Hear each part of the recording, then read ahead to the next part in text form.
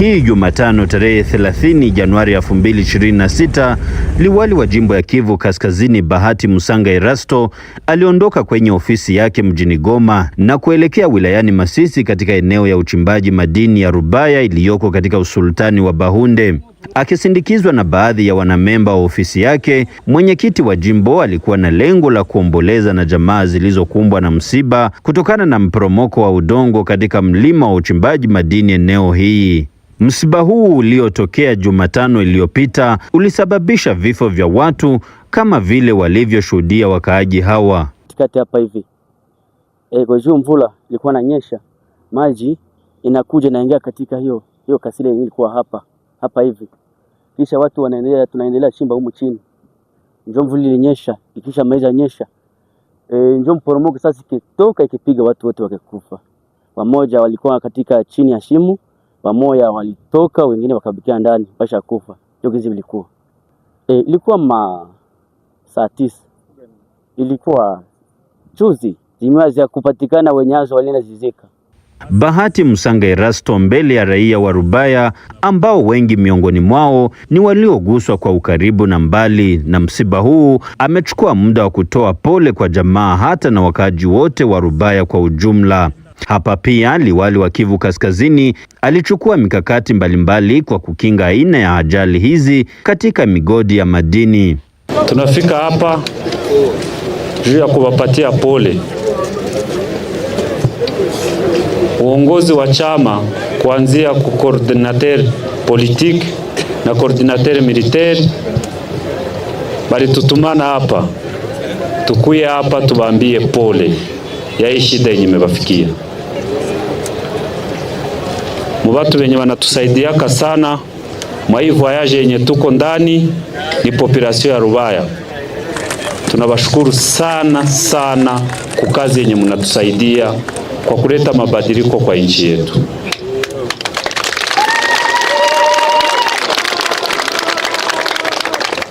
Kuleta mabadiliko kwa nchi yetu haiko mazungumzo tu, haiko kusema tu, ni nguvu, na zile nguvu zinatoka hapa Rubaya.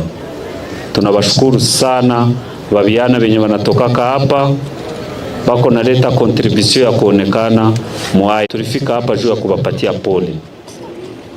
Tunawapatia pole ya hizi shida zenye ziliwafikia, lakini na kubalomba tujifunzie pamoja strategy yenye inaweza tusaidia hii shida zenye zilifika hapa zisiongeze tena. Nimeuliza mtu ananiambia mu 2017 hapa chini kuliangukaka tena kilimili katikaka ikaua plus ya 2000 personnes mu 2017. Sasa munaona na shida yenye nabafikia leo. Tunabalomba population mkuwe macho. Kutafuta franga ni mzuri, lakini hauwezi tafuta franga na huna maisha. Cha kwanza ni security yako, cha kwanza ni kuona kama environment yako iko mzuri, ni kuona kama kwenye uko natumikia kuko security. Kama mnaenda chimbula, mkwe mnaangalia kwanza eske hapa nikechimbula kilima haiwezi anguka. Muko watu wazima, Mungu alibapatiaka akili.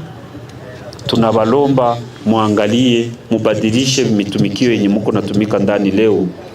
Juu yenye muko nafanya binaleta shida sana.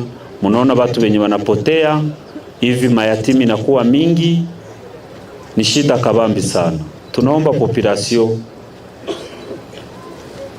muangalie chenye tunaweza saidiana, tujifunzie pamoja. Kuangalia hapa yuru kuko manyumba zenye ziko pembeni nazo, ukiangalia leo mvuli kenyesha kilomita zikata. Population yenye iko pale ihame. Population yenye iko hapa pembeni ya kilima, kwenye kilima ziko na katika ni hapa ingambo ya ni gauche ya hapa batoke pale na droite ya hapa batoke pale. Juu fasi yote kuko danger. Siwe kama ile danger mko na iangalia. Danger mko na iangalia? Ndio. Sasa mbona mko na iangalia na hamutaiepuka? Unapaswa iepuka, mtoke pale, hii danger isiwafikie saa shida zenye zilifikia aba bandugu zetu wenye wanapotea. Baada ya hapo, Bahati Musanga Erasto alichukua muda wa kuwazuru walioumia wakati wa ajali hiyo, wengi wao wakilazwa katika vituo vya afya vya Rubaya. Kwa moyo wake wa ukarimu na kuwa karibu na raia wake, Bahati Musanga Erasto alihakikisha kwamba atagharamia pesa za matunzo kwa wakongomani hawa.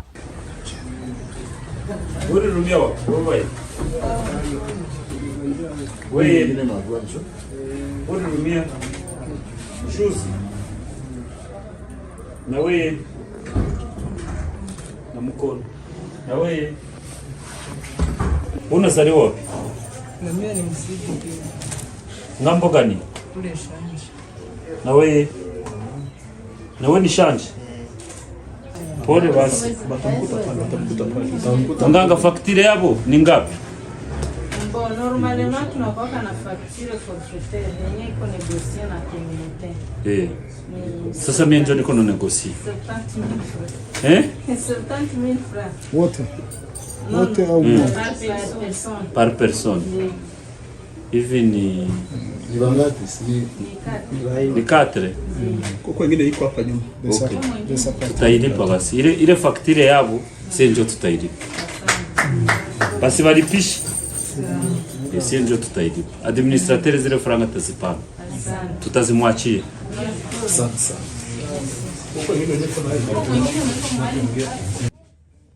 Ujumbe huo ulijenga mioyo ya wagonjwa hawa, wamoja wakisema kwamba wao ingekuwa vigumu kulipa pesa hizo za matunzo.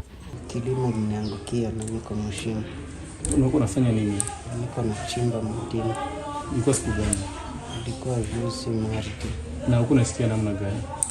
Maki niko napumua tu kadogo kadogo. Nikichwa zaidi.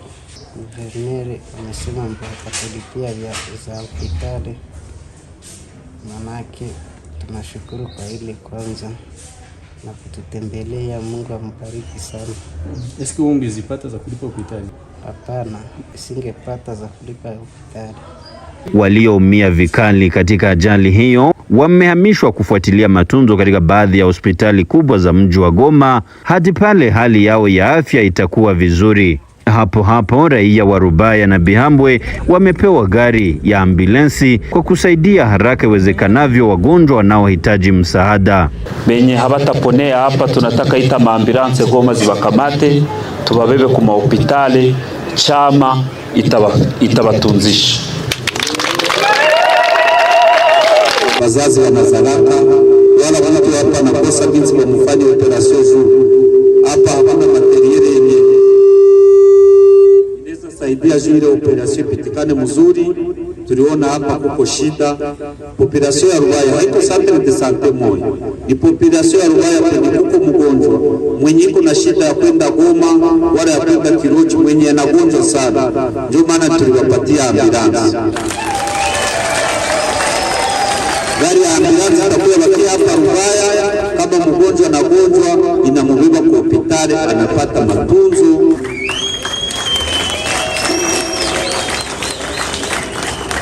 Ifahamike kwamba tangu miaka zaidi ya 20 ajali aina hizi katika sekta ya uchimbaji wa madini zilirekodiwa siku baada ya siku, ila kwa sasa serikali ya Kivu Kaskazini chini ya uongozi wa chama AFC M23 yafanya juu chini ili kutafuta suluhisho inayodumu kwa shida hiyo.